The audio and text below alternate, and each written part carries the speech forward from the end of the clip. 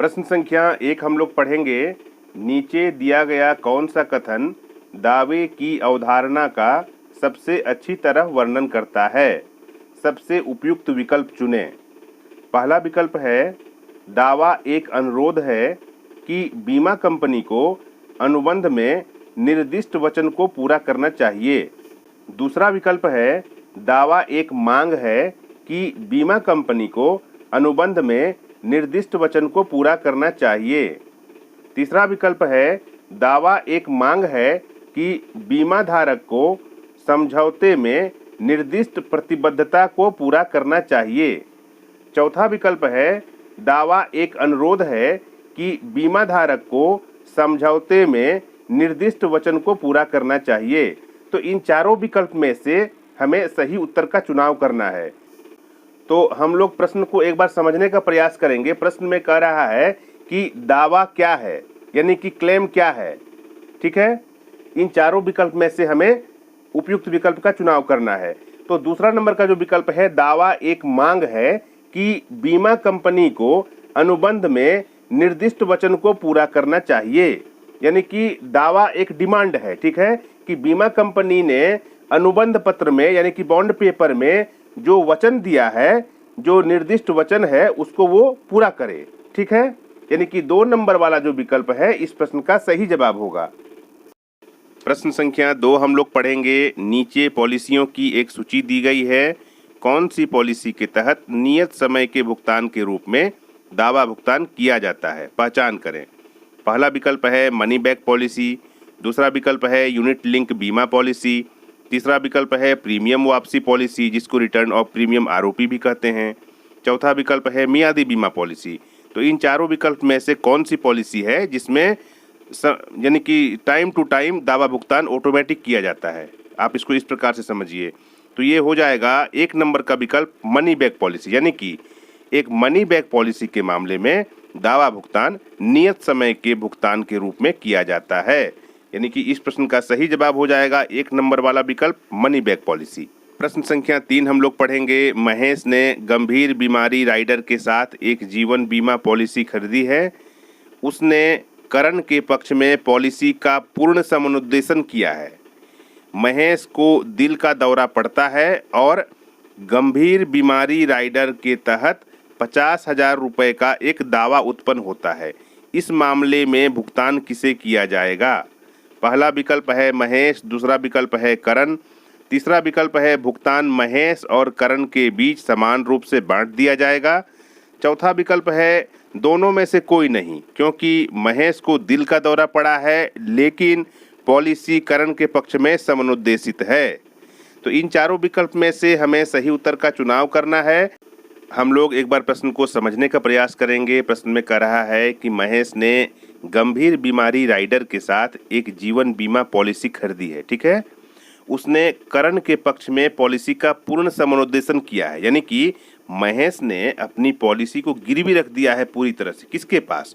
करण के पास। ठीक है, अब महेश को दिल का दौरा पड़ता है और गंभीर बीमारी राइडर के तहत 50,000 रुपये क्लेम बनता है। आप इसको इस प्रकार से समझिए।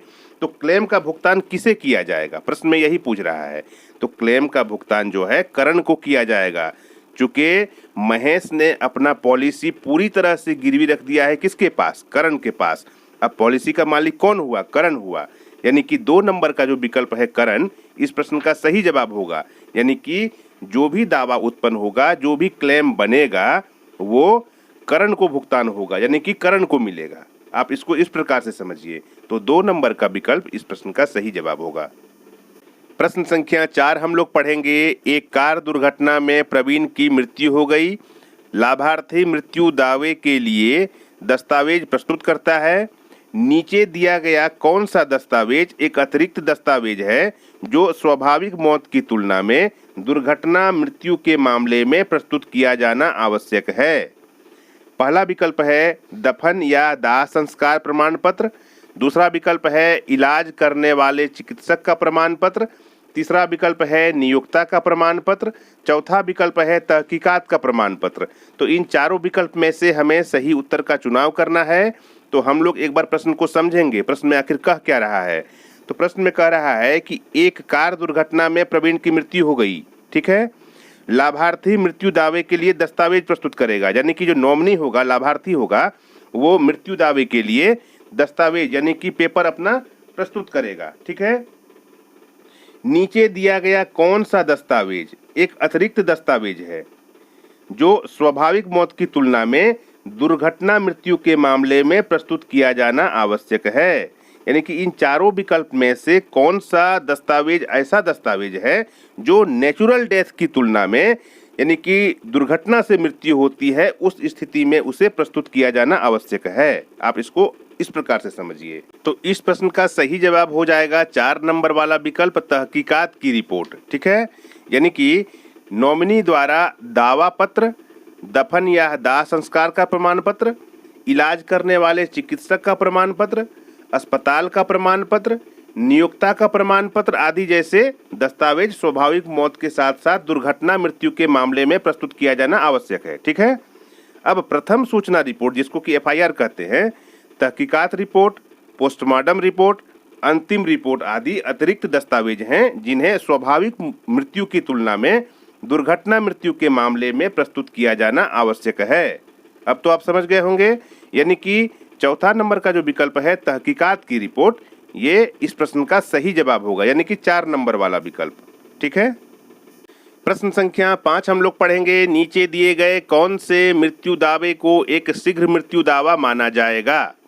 पहला विकल्प है अगर पॉलिसी अवधि के 3 वर्षों के भीतर बीमा धारक की मृत्यु हो जाती है। दूसरा विकल्प है अगर पॉलिसी अवधि के 5 वर्ष के भीतर बीमा धारक की मृत्यु हो जाती है। तीसरा विकल्प है अगर पॉलिसी अवधि के 7 वर्ष के भीतर बीमा धारक की मृत्यु हो जाती है। चौथा विकल्प है अगर पॉलिसी अवधि के 10 वर्ष के भीतर बीमा धारक की मृत्यु हो जाती है। तो इन चारों विकल्प में से कौन सा विकल्प शीघ्र मृत्यु दावा माना जाएगा? ठीक है। तो हमें सही उत्तर का चुनाव करना है।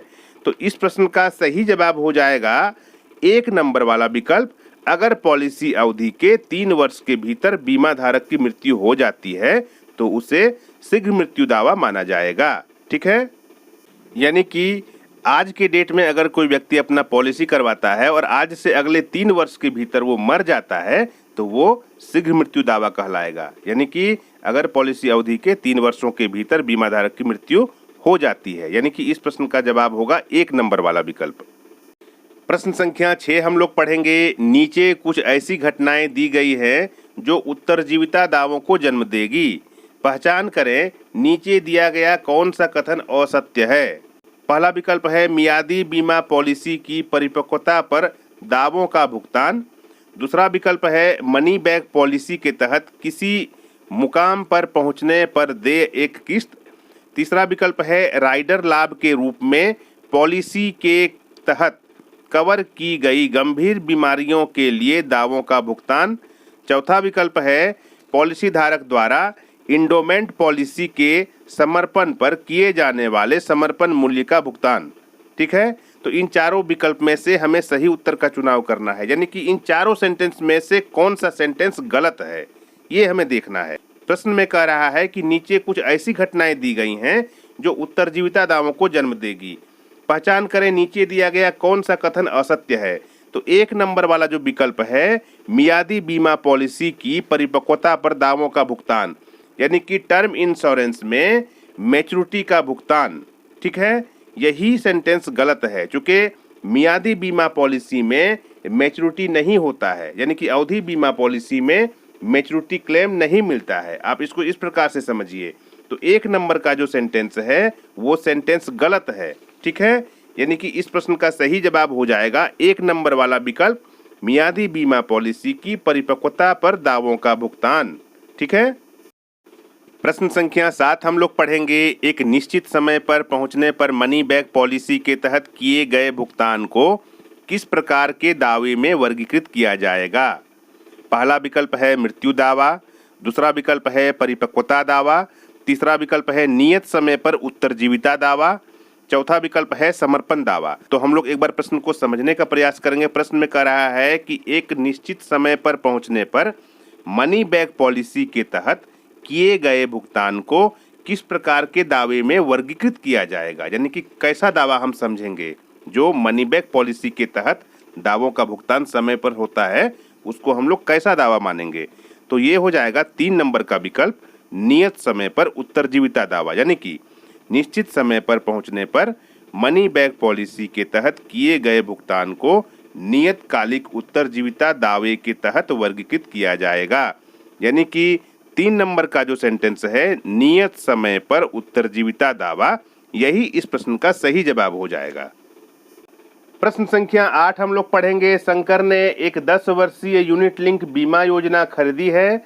अगर पॉलिसी परिपक्व होने से पहले उसकी मृत्यु हो जाती है तो इसमें से क्या भुगतान किया जाएगा? पहला विकल्प है बीमा धन या फंड मूल्य जो भी कम हो। दूसरा विकल्प है बीमा धन या फंड मूल्य जो भी अधिक हो।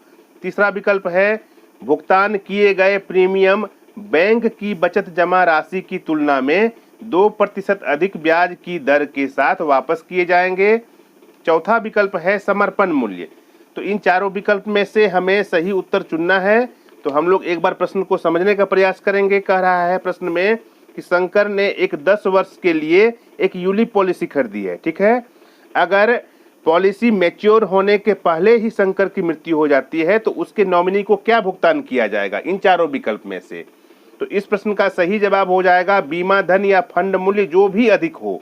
यानी कि बीमा राशि या फंड मूल्य जो भी अधिक रहेगा, यानी कि जिसका वैल्यू अधिक रहेगा, वही वैल्यू शंकर के नॉमिनी को दिया जाएगा।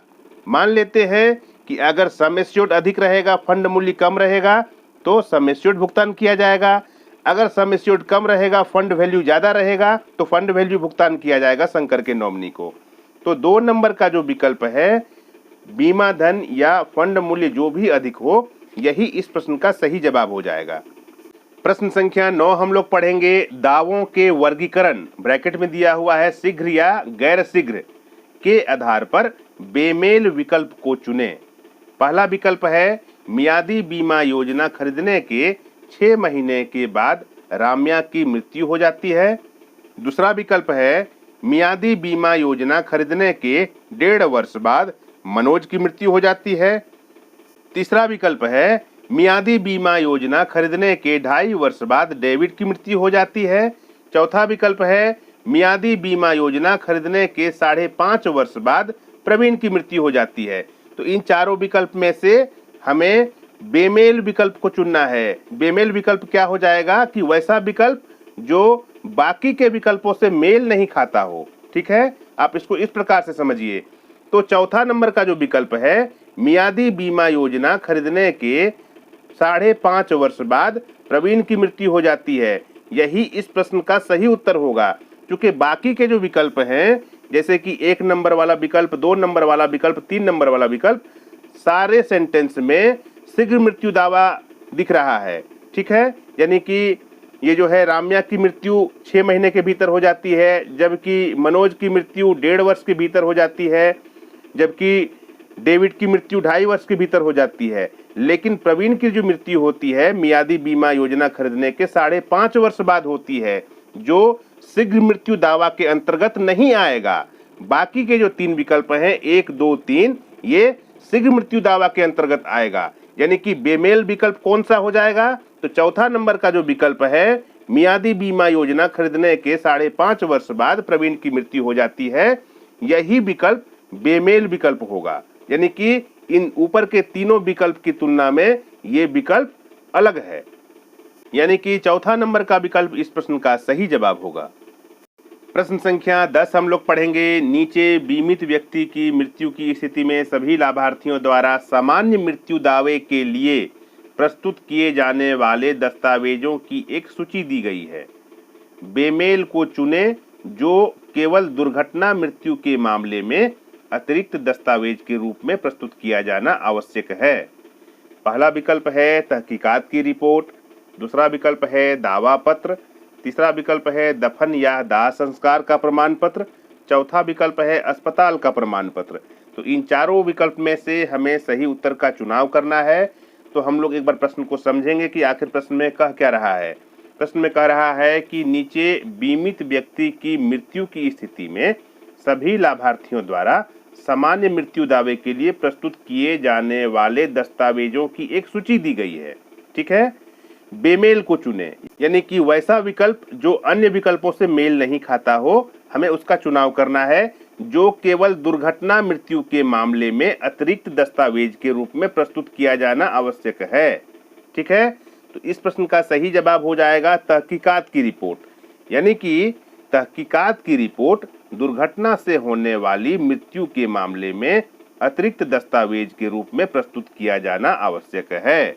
ठीक है, यानी कि 1 नंबर वाला जो विकल्प है इस प्रश्न का सही उत्तर हो जाएगा, जो एक बेमेल विकल्प है, यानी कि 2, 3, 4, यानी कि इन तीनों विकल्प से 1 नंबर वाला विकल्प मेल नहीं खाता है। ये वाला विकल्प केवल दुर्घटना मृत्यु मामले में प्रस्तुत किया जाने वाला दस्तावेज है, यानी कि तहकीकात की रिपोर्ट। प्रश्न संख्या 11 हम लोग पढ़ेंगे। IRDA ब्रैकेट में लिखा हुआ है पॉलिसी धारकों का हित संरक्षण विनिमय 2002 के अनुसार जीवन बीमा पॉलिसी के तहत दावे का भुगतान या उस पर विवाद सभी प्रासंगिक कागजात और आवश्यक स्पष्टीकरण प्राप्त होने की तिथि से डैश के भीतर बताया जाएगा। पहला विकल्प है 7 दिन, दूसरा विकल्प है 15 दिन, तीसरा विकल्प है 30 दिन, चौथा विकल्प है 45 दिन। इन चारों विकल्प में से हमें सही उत्तर का चुनाव करना है, तो इस प्रश्न का सही जवाब हो जाएगा 3 नंबर वाला विकल्प 30 दिन। तो हम लोग उत्तर को एक बार प्रश्न के साथ मिला करके पढ़ेंगे कि IRDA विनिमय 2002 के अनुसार जीवन बीमा पॉलिसी के तहत दावे का भुगतान या उस पर विवाद सभी प्रासंगिक कागजात और आवश्यक स्पष्टीकरण प्राप्त होने की तिथि से 30 दिन के भीतर बताया जाएगा, यानी कि तीसरा नंबर का जो विकल्प है इस प्रश्न का सही जवाब होगा।